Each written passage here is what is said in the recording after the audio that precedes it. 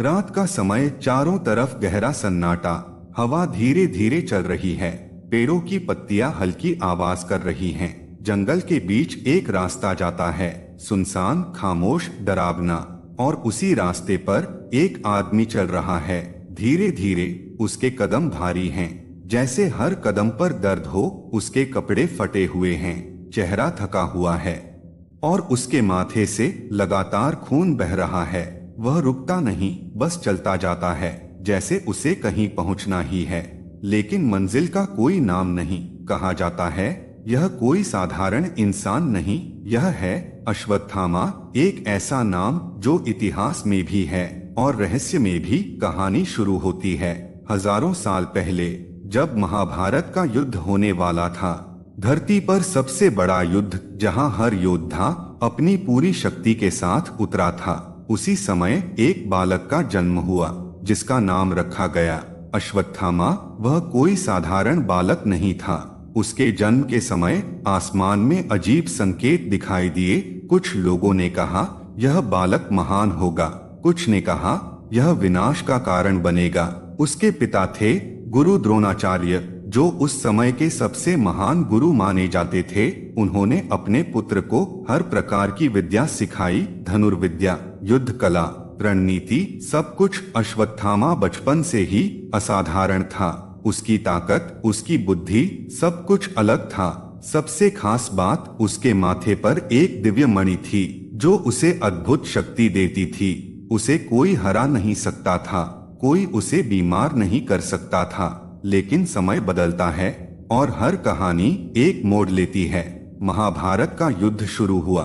धरती कांप उठी, चारों तरफ सिर्फ युद्ध ही युद्ध था। अश्वत्थामा कौरवों की तरफ से लड़ रहा था और पांडवों के खिलाफ पूरी शक्ति के साथ युद्ध कर रहा था। दिन बीतते गए, युद्ध और भी भयानक होता गया। लाखों योद्धा मारे गए।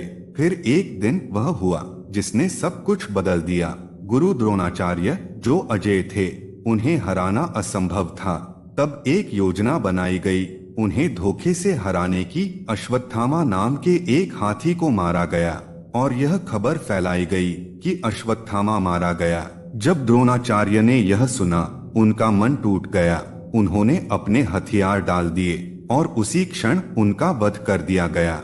जब यह बात अश्वत्थामा को पता चली, उसका दिल टूट गया। उसके अंदर क्रोध की आग जल उठी। उसने कसम खाई कि वह बदला लेकर रहेगा। युद्ध अपने अंत की ओर था, कौरव हार चुके थे।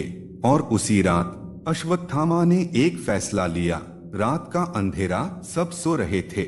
वह चुपचाप पांडवों के शिविर में घुसा। उसकी आंखों में सिर्फ बदला था। उसने सोते हुए पांडवों के पुत्रों को मार डाला। वह क्षण इतिहास का सबसे भयानक क्षण था। जब यह खबर भगवान श्री कृष्ण तक पहुंची तो उनका क्रोध असीम था। उन्होंने अश्वत्थामा को बुलाया और उसे उसके कर्म का परिणाम सुनाया। तू अमर रहेगा, लेकिन यह अमरता तेरे लिए सजा होगी। तेरा घाव कभी नहीं भरेगा, तेरे शरीर से खून बहता रहेगा।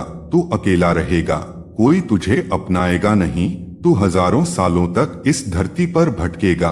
उस दिन से एक योद्धा एक श्रापित आत्मा बन गया। समय बीतता गया, सदियां गुजर गईं, लेकिन कहानी खत्म नहीं हुई। आज भी कई लोग दावा करते हैं उन्होंने अश्वत्थामा को देखा है। मध्य प्रदेश के जंगलों में लोग कहते हैं रात के समय एक आदमी दिखाई देता है, लंबा, घायल और चुप। वह किसी से बात नहीं करता, बस चला जाता है। कुछ लोगों का कहना है वह मंदिरों में आता है, भगवान शिव की पूजा करता है और सुबह से पहले गायब हो जाता है। कुछ डॉक्टरों ने भी अजीब घटनाएं बताई हैं। एक आदमी जिसके माथे का घाव कभी नहीं भरता और अचानक वह गायब हो जाता है। कोई पहचान नहीं, कोई इतिहास नहीं। क्या वह अश्वत्थामा था? गरुड़ पुराण में चिरंजीवी का वर्णन मिलता है। ऐसे लोग जो कभी नहीं मरते और अश्वत्थामा उनमें से एक माना जाता है। लेकिन सोचो, अगर तुम्हें अमर बना दिया जाए और तुम्हें हर पल दर्द सहना पड़े, तो क्या वह वरदान होगा या सबसे बड़ा श्राप? आज भी यह सवाल जिंदा है। क्या अश्वत्थामा सच में जिंदा है? क्या वह हमें देख रहा है? क्या वह कहीं पास ही है या यह सिर्फ एक रहस्य है? लेकिन एक बात तय है, यह कहानी सिर्फ कहानी नहीं लगती। शायद कहीं न कहीं अश्वत्थामा आज भी भटक रहा है और इंतजार कर रहा है मुक्ति का।